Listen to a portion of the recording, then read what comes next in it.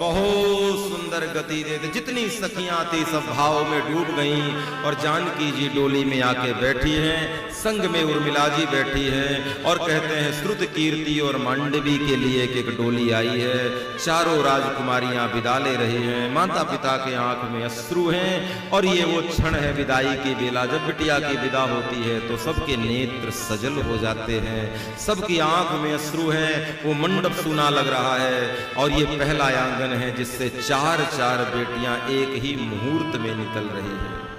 एक मुहूर्त में ब्रह्मांड में चार विवाह यदि कहीं हुए हैं तो वो केवल जनकपुर में हुए हैं। पूरी धरती ही नहीं, समूचे ब्रह्मांड में, त्रैलोक में एक मुहूर्त में, एक घर में, एक समय में, एक परिवार में चार चार विवाह यदि संपन्न हुए हैं तो त्रैलोक में केवल धरती में वो जनक जी का परिवार है प्यारे।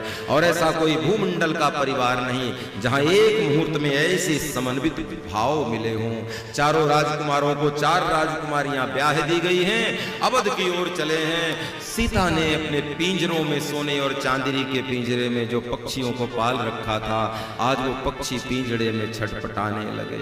एक बात मैं सदैव निवेदन करता हूं प्यारे कि जीवन में यदि आप किसी को प्रेम देते हैं तो प्रेम के बदले, निश्चित विशुद्ध प्रेम के बदले कोई भी जीव होगा आपको विशुद्ध प्रेम का वो दर्शन कराएगा। आज सोने और चांदी के पिंजरे में सीता ने तोता और मैना नाम के, सुख और सारिका नाम के पक्षियों को पाला था। तुलसी जी कहते हैं वो पिंजरे में छटपटाने लगे। जानकी का पहला चरण डोली में गया तो पिंजरे में पक्षी छटपटाने लगे कि जानकी हम सत्य कह रहे हैं, तुम जनकपुर छोड़ोगी और हम अपने देह से प्राण छोड़ देंगे। इसी दिन के लिए पाला था, जब छोड़कर ही जाना था तो हमें पिंजरे में क्यों पाल रखा तुमने? आज हमें भी आजाद कर दो, हम जीना नहीं चाहते। तुलसी जी कहते हैं सुख सारिका जानकी जाए, कनक पिंजरन राख पढ़ाए और खग मृग बिकल भय एहि भांति, तो मनुज दशा कैसे कही जाती।